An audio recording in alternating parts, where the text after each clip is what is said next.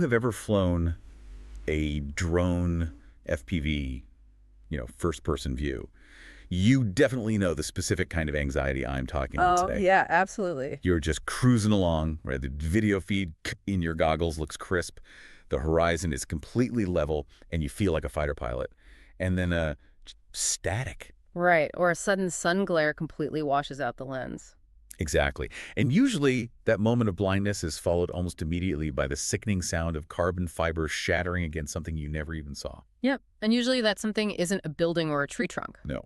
It is a power line. It is the absolute final boss of low-altitude aviation. The invisible enemy. Right.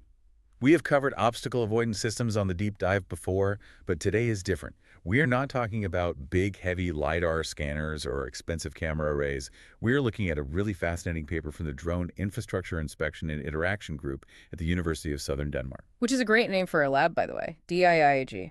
It really is, and their mission here is very specific. Yeah, they aren't trying to build a better camera system. They're trying to solve the thin wire problem using purely radar in a way that creates what they call spherical perception. Spherical perception. Yeah. The paper is titled Omnidirectional Solid-State mmWave Radar Perception for UAV Powerline Collision Avoidance. It is a bit of a mouthful. It is, yeah. But the implications are huge. The core promise here is that they can make a drone dodge a wire as thin as a paperclip. We are talking 1.2 millimeters thick without using a single camera and without a human pilot touching the sticks. Which is really the holy grail for autonomous flight. I mean, spherical perception means the drone isn't just looking forward like most consumer drones do. Right, the typical front-facing sensors. Exactly. This thing is looking up, down, backwards, and sideways, all simultaneously. It creates this bubble of awareness that makes it effectively crash-proof against these invisible obstacles. That is the hook for me, because we know cameras fail. We know that in low light or looking directly into the sun or against a gray sky, a thin gray wire is basically invisible to a visual sensor. Totally invisible. But before we get to the physics of how they actually see a paperclip with radar, let's talk about the rig itself. Because they didn't just slap a sensor on a DJI Mini and call it a day. No, not at all. This is a custom build with some very specific hardware choices. Yeah, it is a serious piece of engineering, but it uses surprisingly accessible components, which makes it really interesting for the robotics crowd listening. What kind of frame are we talking about? The frame they used is a Holybro QAV250. Okay, so just a standard, robust carbon fiber racing frame. Exactly. And the brain handling the high-level processing is just a Raspberry Pi 4, which is talking to a Pixhawk 4 mini flight controller via a serial connection. So far, that sounds like pretty standard hobbyist or, university research gear. A Pi 4 is powerful, but it is not a supercomputer. Right, and that is actually key. They aren't running some massive NVIDIA Jetson with a huge AI overhead, but the sensor array, that is where they really went off script. Yeah, looking at the photos in the paper, it is wild. They built what I can only really describe as a radar porcupine. They strapped 6 separate mmWave radar sensors to this frame to achieve that spherical coverage. 6 sensors! Wow! I have seen drones with one front-facing radar or maybe a rotating LiDAR puck on top to scan 360 degrees. Why go with 6 fixed sensors? It comes down to speed, reliability, and weight. Rotating LiDAR is heavy, it is power-hungry, and it has moving parts. Which is bad for durability if you do crash. Exactly. And a single radar leaves massive blind spots. So they use Texas Instruments 11-wave sensors, specifically the IWR 6883 series. But they didn't just paste them on randomly. The layout is highly specific to the aerodynamics of how a drone actually moves. Right, because drones pitch forward when they fly. Yeah. I was looking at the diagram in the paper, and the front sensor is different from the others, right? It is not the same hardware as the side or rear sensors. Good catch. It is different. The front sensor uses a specific antenna module called the ISK. It's the IWR 6843 ISK. Okay, what makes that one special? This is a long-range antenna. It creates a narrow beam, sort of like a spotlight. Because, think about it, when you are pitched forward, flying at 10 or 15 meters per second, you don't need to see wide. You need to see far. Because you are outrunning your braking distance. Exactly. You need that early warning to trigger the e-brake. But for the top, bottom, and rear, they switched to the AOK module's antenna on package. And those are different how? These are wide-angle sensors. They have about a 120-degree field of view. They cover the oops moments. The oops moments? Yeah, like backing into a tree or ascending into a ceiling or landing on uneven ground. Ah, that makes sense.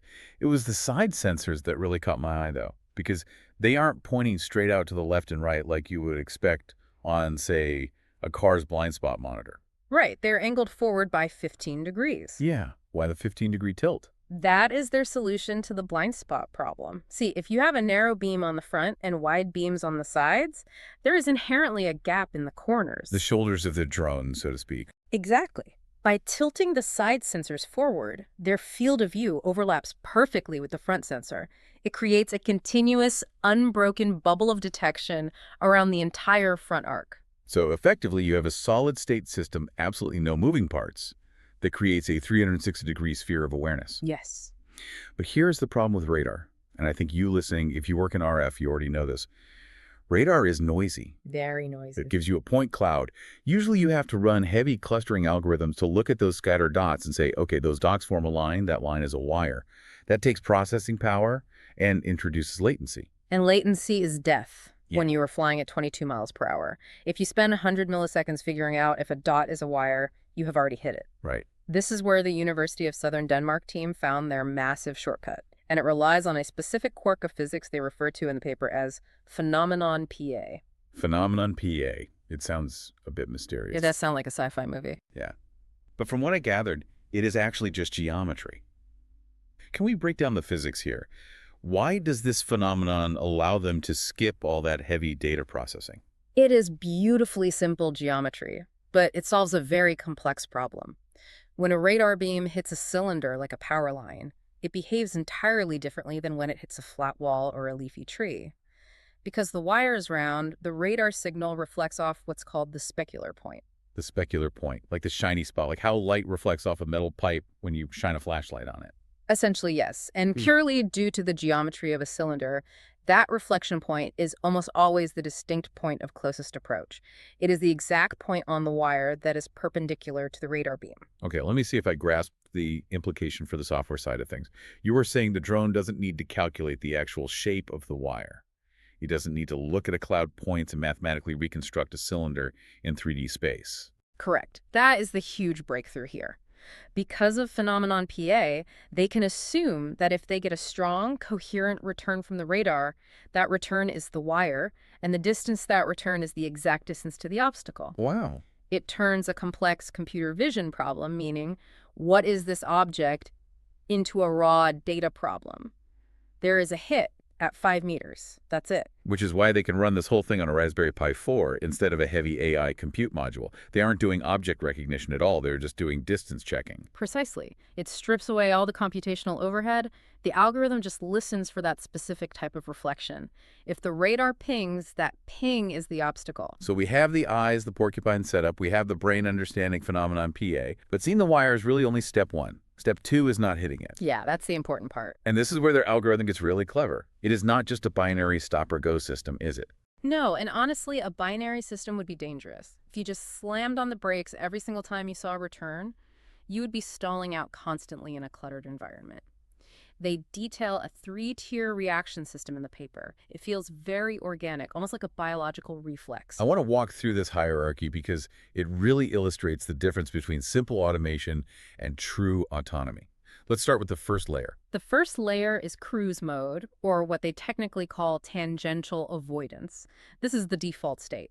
You are flying along, and the radar detects a wire in your avoidance sphere. Basically the general neighborhood of the drone. Right. You aren't on an immediate collision course, or you have plenty of time to react. So in this mode, it doesn't slam on the brakes. No. It calculates a tangent vector, basically a line that skims just past the obstacle. It nudges the flight path. The drone flows around the wire like water flowing around a stone in a river. It maintains its momentum and speed, just adjusting the trajectory slightly to clear the danger. Which is critical for battery life and efficiency. You really don't want a drone that stops and hovers every time it sees a twig. But what if you were coming in hot? What if you were flying at full speed and a wire appears suddenly out of nowhere? That is where scenario 2 picks in, the e-brake. The system projects a stopping horizon in front of the drone. Think of it as a cone of safety. Okay. The faster you fly, the longer that cone extends. If a wire detection pops up inside that cone, the system immediately decides that tangential avoidance is unsafe. So it stops trying to be smooth and just prioritizes survival. It goes full reverse thrust. It commands maximum braking force, and it ignores any other navigation commands until the speed drops enough that the wire is no longer inside that stopping horizon. And what? Once it has slowed down safely, it actually switches back to scenario 1 and gently steers around the obstacle. That is brilliant. And the third layer? The repulsive force. This is for close quarters combat. Let's say a gust of wind blows you toward a power line while you are just hovering, or you drift too close during a complex maneuver. If anything enters the critical safety sphere, and we are talking centimeters here, the drone applies an immediate repulsive velocity vector. Like magnets pushing apart. Exactly like that. It doesn't think about where to go. It just goes away from the detection signal. It is a pure reflex action. It is a clear hierarchy. Yeah. Flow if you can, brake if you must, retreat if you are in danger. So they built the porcupine, they trusted the physics of phenomenon PA, and they coded these reflexes. But the real test is the field test. Did they actually fly this thing? They did, and they definitely didn't take it easy on it. They went to an outdoor decommissioned power line facility. Which is the perfect playground. It is, because you have real infrastructure. The Yeah. towers, the sagging cables, the works, but you don't have the risk of frying the electronics with high voltage if you do happen to hit something. What specifically were they flying against? What kinds of wires? They strung up standard 20mm conductors, and they also strung up a thinner 10mm cable. The gaps between the lines were about 3 meters. And they flew fast. I recall seeing 10 meters per second in the data. Yeah, they pushed it to 10 meters per second. That is roughly 22 miles per hour. For an autonomous drone navigating thin wires, that is highly aggressive. Because it all has to happen so fast. Right. Remember, the radar has to detect the wire, the Pi has to process that P at point, and the flight controller has to reverse the motors all in the time it takes to cover those last few meters. And the success rate. It dodged them, head on. Wow. But they didn't stop there. They tested the spherical claim, too. They flew the drone sideways at 5 meters per second. They flew it backwards. The sideways test is the one that really validates the hardware design for me. Because of that 15-degree tilt on the side sensors we talked about earlier. Right. They specifically tried to fly at oblique angles. They were basically aiming for the theoretical seams between the sensors. They wanted to see if they could sneak a wire past the radar coverage. The overlap held up. The drone detected the lines and adjusted, proving that the porcupine layout actually works seamlessly in the real world. They even did a blind drop, right? Just holding the throttle down. Yeah, a vertical landing test. The pilot just commanded descend. The drone saw the wires below it, paused, steered itself safely through the 3-meter gap between the cables, and then just continued descending. That is the set and forget safety layer we always talk about wanting in robotics. But we really need to address the killer stat here, because dodging a power line is impressive. Dodging a 1.2mm wire is something else entirely. This was the ultimate stress test. They strung up a 1.2mm steel wire. To put that in perspective for you listening, that is about the thickness of a heavy-duty paperclip or thick fishing line. From 10 meters away, a human pilot looking at a video feed probably wouldn't see it until the sky background shifted just right. Or until they crashed. In a standard stereo camera system, it would likely filter it out completely. Really? Why is that? Stereo cameras rely on disparity between two images to judge depth. A line that thin, especially if it doesn't have high contrast against the background, often gets treated as digital noise or a compression artifact. The software just ignores it. But the mmWave radar didn't miss it. No, because metal is highly reflective to radar, even a tiny, thin strip. The sensor picked it up using that same phenomenon, PIA principle, and the drone avoided it just as reliably as it avoided the massive transmission lines. That is significant because it completely changes the use case. We aren't just talking about high-voltage transmission towers anymore. Those are usually thick cables. If you can see 1.2 millimeters, you can see telephone drops, you can see guy wires holding up radio masts, you can see clotheslines in a backyard. It totally opens up the last 50 feet of delivery. Everyone talks about drone delivery, the burrito from the sky concept. Right, the Amazon Prime drones. Exactly. But the hardest part isn't flying from the warehouse to the neighborhood at 400 feet. It is lowering the package into a backyard without tangling in the invisible clutter of suburbia. Or urban environments. Think about alleyways. Yeah. Construction sites with random cables hanging down everywhere. Exactly. If you have a sensor that is lightweight, solid state, and works perfectly in any lighting condition, you solve the reliability problem. You don't need to wait for a sunny day to inspect a bridge. You don't need to worry if the sun is glaring off the snow and blinding your cameras. And you don't need a pre-scanned map. Mm. That is the other big takeaway for me. This is entirely reactive. It is not navigating by GPS waypoints saying, avoid this mapped zone. It is exploring the unknown and reacting to physical reality in real time. It is the difference between a train on tracks and a bird in a forest. The train knows where it is going because the track is laid down beforehand. The bird knows where it's going because it senses the branches in real time. This system makes the drone more like the bird. But with even better senses, honestly. I mean, we can't see behind our heads. We can't judge distance to the millimeter while moving at 20 miles per hour. And we certainly can't do it in pitch black. That is the key differentiator. This system is completely indifferent to light conditions. That brings me to a thought I wanted to throw out there for you listening. We have been focusing on power lines because that is the title of the paper. But if you strip away the power line context, what you really have is a drone that can navigate complex, clutter-filled environments in total darkness without GPS. Right. The radar doesn't care if it is a power line or a hanging vine or a piece of rebar sticking out of a crumbled wall. It is all just distance geometry. So imagine search and rescue scenarios. Flying into a burning building where thick smoke completely obscures visible light cameras. A camera drone is totally blind in smoke, but radar punches right through it. Or flying underground, inspecting sewer systems or old mine shafts. These are places where GPS fails instantly and where there is absolutely zero ambient light. If you rely on cameras, you need to carry heavy floodlights, which drain your battery fast. With this radar setup, you navigate in the dark just as easily as in the day. It really challenges our basic assumption of what vision even means for a robot. We often try to make robots see like humans with two eyes and a visual cortex, but maybe that is just the wrong approach. It often is. Echolocation works perfectly for bats. Electrolocation works for sharps. For a robot, mmWave radar is often a much more truthful data source than a camera image because it gives you hard distance data, not just pixel intensity that can be fooled by shadows. It feels like we are on the cusp of a major shift, a moment where drones stop being just flying cameras and start being flying sensors that perceive the world in a way we literally cannot. I think that is the inevitable direction of the industry. And this research from the University of Southern Denmark is a very strong proof of concept that you don't need a massive supercomputer to do it. You don't need LiDAR that costs $5,000.